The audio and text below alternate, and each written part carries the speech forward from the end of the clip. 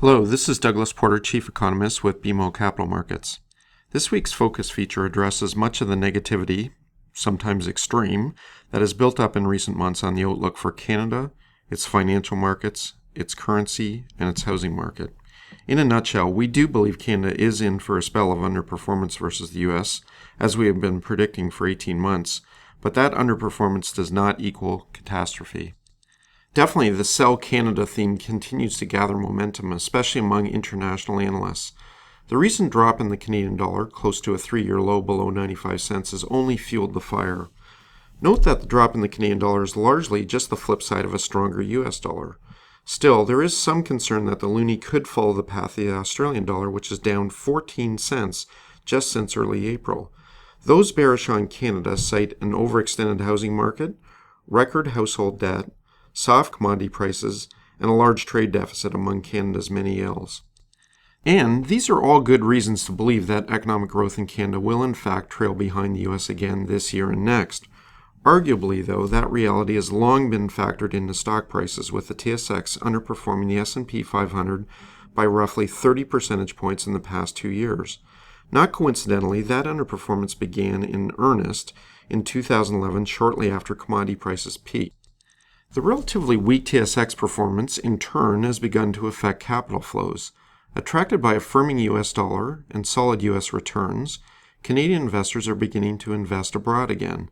While portfolio capital inflows are still outpacing outflows by $50 billion per year, the gap is narrowing and is no longer a big source of support for the Canadian dollar. Accordingly, we believe the Canadian dollar will soften a bit further over the next 6 to 12 months. Yet, we reject the extreme negative commentary on the outlook for Canada. The US still exerts a tremendous gravitational pull on Canada. Arguably, the ties are closer now between the two economies than 20 to 30 years ago. Exports to the US, for example, account for 23% of Canadian GDP, and the correlation between growth rates in the two countries remains firmly above 0.8. Notably, there has not been a made-in-Canada recession in the post-war period. Canada grew faster than the US for 8 years by an average of more than a half a point per year, and some payback now is inevitable. But it's Canada's strong housing market that may well be the single biggest target for concern among analysts. We have consistently suggested that the market is most likely to cool rather than have a hard landing, and most recent indicators suggest that the soft landing is in train.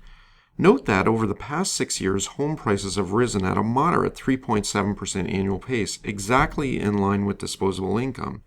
If anything, recent sales and housing starts figures suggest that the market is actually regaining strength. Now, the big challenge for housing is the recent backup in mortgage rates, and we believe that that will chill sales in the second half of the year. Another big concern weighing on the outlook has been the so-called double discount on Canadian oil prices. But that factor has almost completely faded away recently, with the Brent to WTI spread now below $3 a barrel compared with more than $20 earlier this year. Firmer domestic oil prices have kept overall Canadian commodity prices afloat this year, even as other measures have sagged. For example, the Bank of Canada's commodity price index is actually up more than 5% this year, while the CRB, for one, is down by nearly 5% in 2013. Thus, the combination of this year's drop in the Canadian dollar and firmer Bank of Canada commodity prices means that the Canadian dollar is no longer significantly overvalued. So overall, the outlook for Canada counsels caution and certainly not calamity. A spell of underperformance for growth in the Canadian dollar is likely, but again, that is not a signal for catastrophe.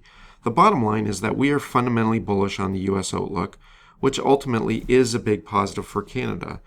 Frankly, it is simply inconsistent to be simultaneously bullish on the US and deeply bearish on the Canadian outlook.